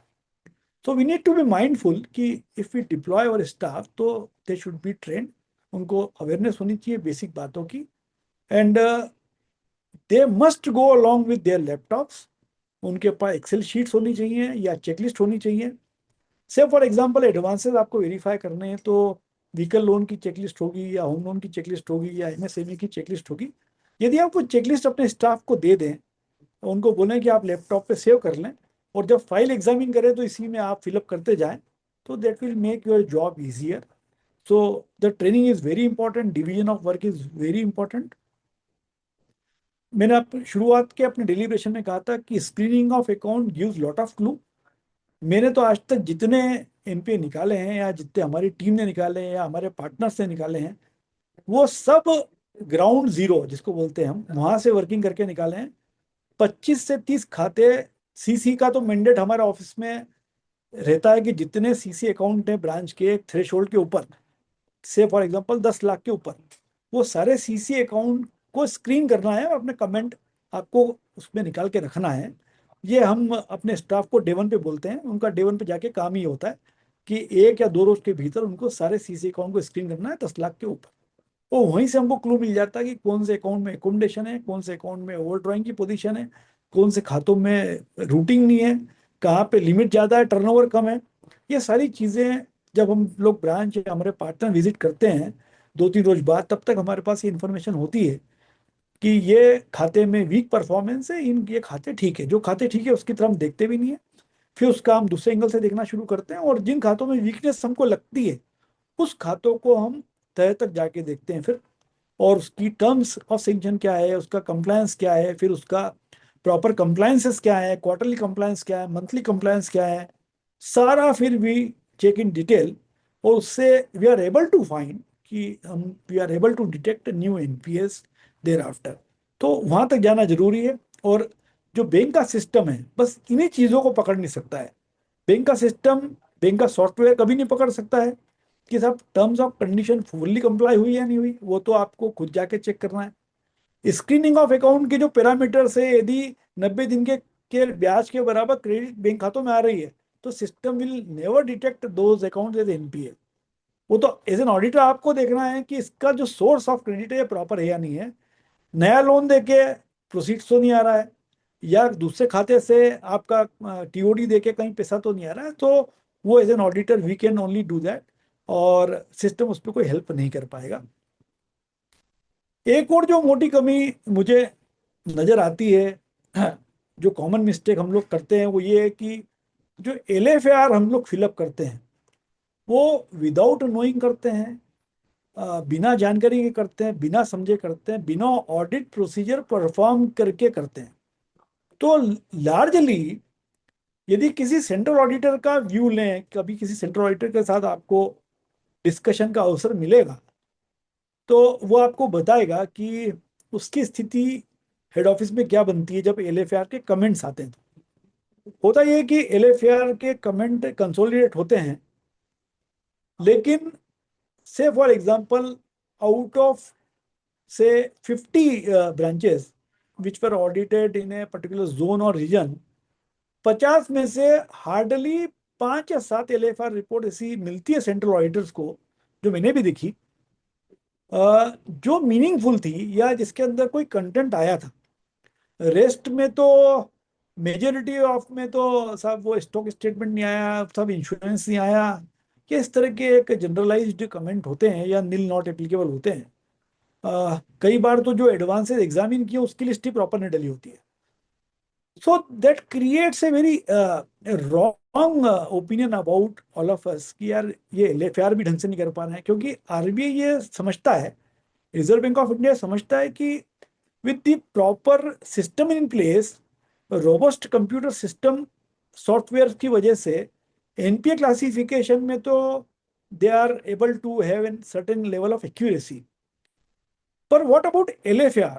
What about comment by third party like an auditor? एक स्टेचुटरी ऑडिटर गया ब्रांच के अंदर और वो कुछ उस पर लिख नहीं पा रहा है, तो RBI और IBA को लगता है कि then what is the use of doing this exercise. So my humble suggestion and request to all of us including me, मैं अपने आप को भी याद दिला रहा हूँ कि हमको LFAR बहुत ही अच्छी तरह से, बहुत मीनिंगफुल तरह से भरनी चाहिए. उसके पॉइंट्स हमको समझना चाहिए. उसके लिए पहले क्या ऑडिट प्रोसीजर हमको करनी है परफॉर्म, वो हमको कर लेनी है. उसके बाद we will be able to generate points for filling up in LFAR. अब LFAR में फॉर एग्जांपल एक बड़ा मजेदार पॉइंट है, वो ये आता है, हर ऑडिटर से पूछता है, हर एलएफआर के अंदर एक पॉइंट है, what are the major shortcomings in credit appraisal in your opinion. एक एक उसमें पॉइंट है, I don't know what is the point number, ये पॉइंट है कि व्हाट इज योर ओपिनियन। आपको लार्जली एलएफआर में आएगा no serious deviation noted, no major observation, या आएगा stock statements are not submitted in time, या इंश्योरेंस इन प्रॉपर्टीज का नहीं है, या इस तरह की एक बड़ी सतही टाइप का एक ऑब्जर्वेशन आता है।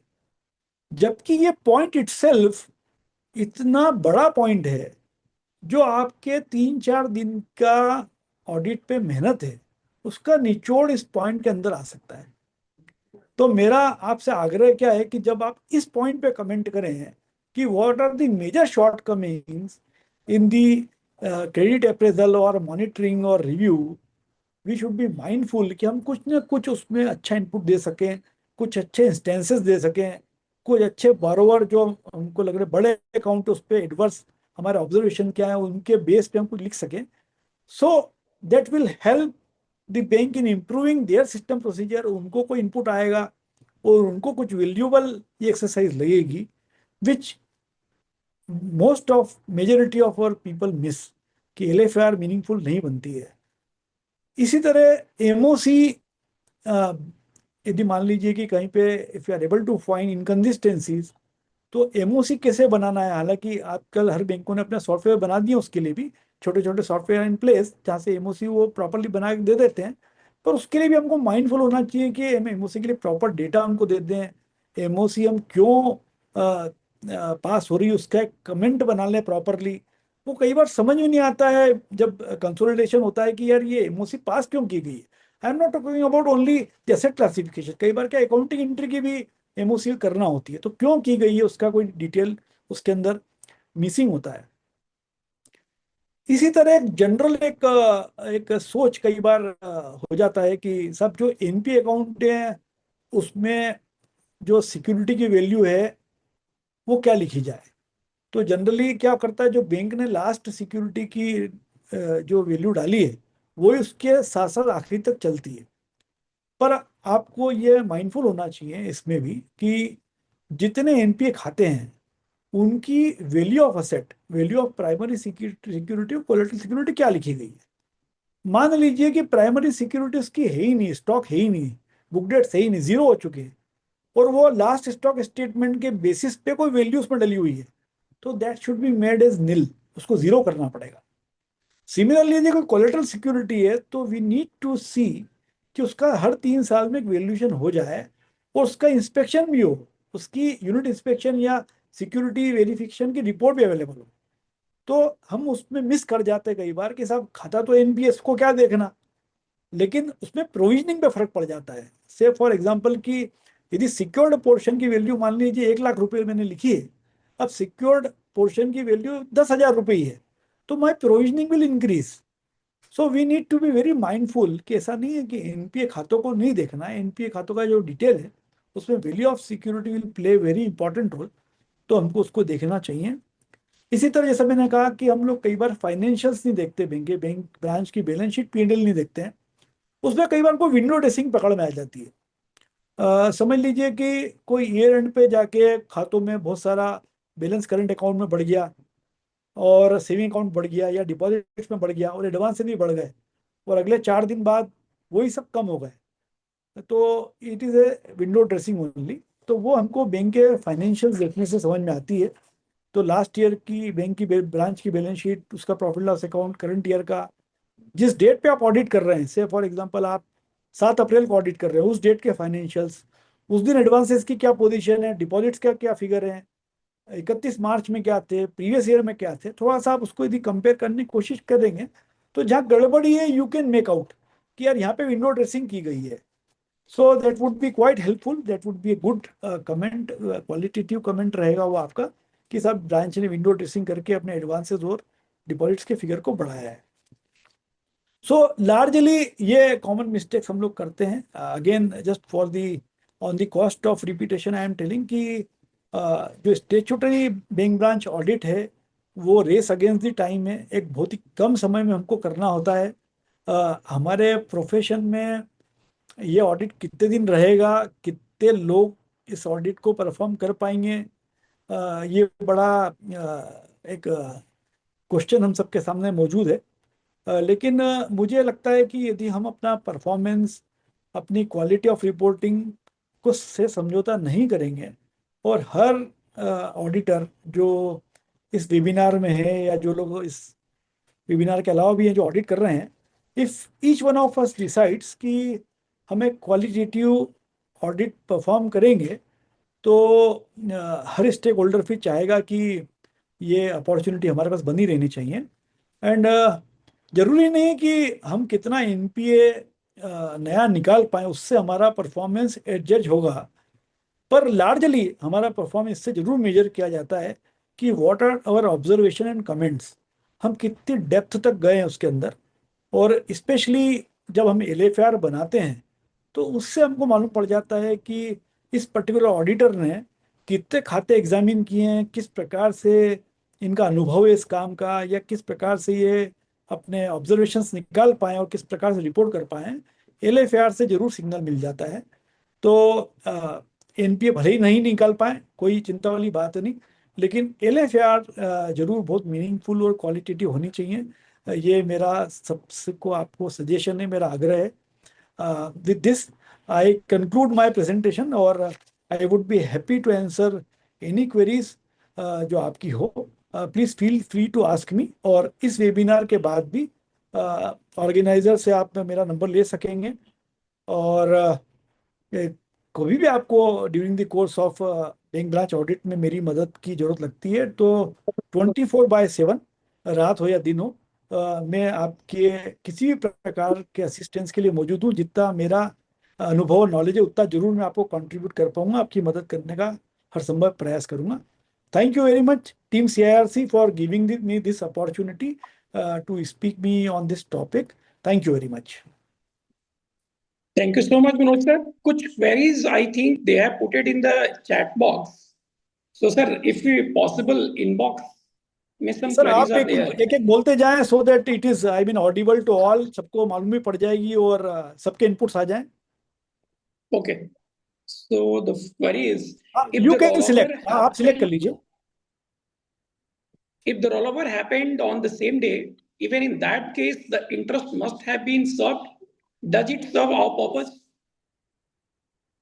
Yes, interest Okay. देखिए, ये बड़ा ट्रिकी क्वेश्चन है, लेकिन देखो बैंक का यदि ब्याज आ गया और रोल ओवर हो गया तो वो सेटिस्फाई हो जाता है कि रोल ओवर प्रॉपर हो गया। बट अगेन वो जैसे मैंने आपको कहा कि there would be challenge before an auditor as an auditor, कि हम उसको ये पॉइंट आउट कर पाए कि ये किस इंटेंशन से किया गया है, ये ब्रांच ने इसकी प्रैक्टिस बना रखी है या वन ऑफ ए केस है। यदि इस प्रकार की प्रैक्टिस ब्रांच में मौजूद है कि केवल ब्याज का पैसा देके रोल ओवर हो रहा है, तो necessarily you need to cover these aspects into your independent auditors report कि बिना पैसा लाए या बिना एक्चुअल ट्रांजेक्शन किए ये रोल ओवर किया गया है। पर ब्याज आने से वो खाता सर्व हो जाता है, यानी जो डिफरेंशियल जो ब्याज है उसके आने से वो खाता सर्व हो जाता है। Next one is, sometimes it has been observed to be saved the account from NPA by itself deposit cash to save account. What can we do? Pardon? I could not understand. Sometimes cash has been deposited to save Yes. the NPA. In हाँ। that situation, being an auditor, what we need to do? यदि cash deposit होता है तो there should not be an issue. हमको केवल ये देखना है कि ब्रांच ने कोई नया लोन देके उस खाते को एवरग्रीन तो नहीं किया है। borrower himself, if he brings a cash and deposit in the account, there should not be an issue. Okay. I also request the audience, if there is any query, please write up a query in chat box. As per your experience, what can be the possible inputs we can mention in the reports? I think this is exhaustive query. Thank you.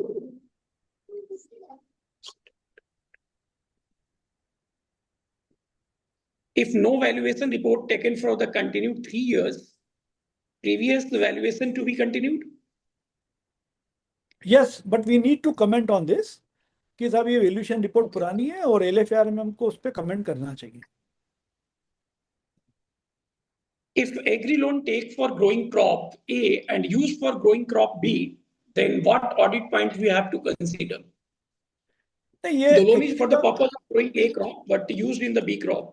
देखिए क्या होता है कि ये question मुझे थोड़ा सा इसलिए इनकंसिस्टेंट लग रहा है कि जब उसका असेसमेंट होता है फार्म क्रेडिट के लिए, तो वो बेस्ड ऑन दी जो क्रॉप्स वो उगाता है किसान, उसी बेसिस पे होता है। तो ए के लिए कर रहा है, बी के लिए कर रहा है, उससे कोई फर्क नहीं पड़ता है।